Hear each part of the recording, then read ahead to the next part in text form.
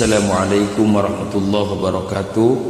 Nyanggakeun ieu nazam karangan dari yang mulia pamarsa almarhum Kiai Haji Khair Afandi, pimpinan daripada Pondok Pesantren Miftahul Huda Pusat. Nyanggakeun. Bismillahirrahmanirrahim.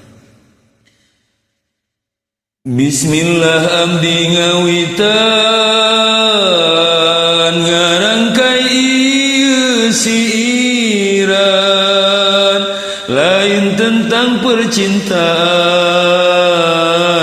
tapi tentang akhir zaman. Sedih abdi teka tahan, cipanon singkar celakan, ningali dulur saiman, geus mulai papasean. Duh Gusti Allahu Rabbi, tanda datang hiji-hiji, tanda datang Imam Mahdi, ayeuna geus katingali. Hiji sungai mulai saat, sungai nu ngaranna Efrat, Islam di penjuru dunia,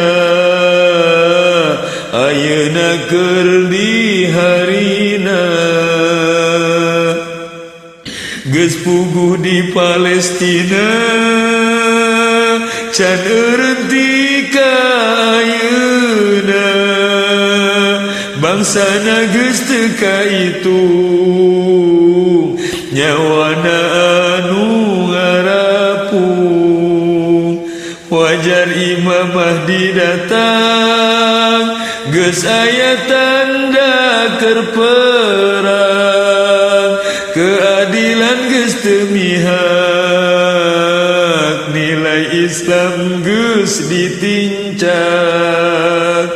Tanda rek datang anjeunna, ayeuna geus mulai loba.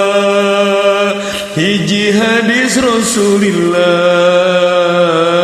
riwayati Ibnu Majah, bahwa munti hiji negeri geus berkibar panji-panji, tanda datang Imam Mahdi, geus moalila deui. Duh Gusti nu Maha Rahmat, abdi sadaya tulungan, giatkeun dulur saiman, hirupna di akhir zaman. Allahumma salli ala sayyidina Muhammad. Al-Fatihah.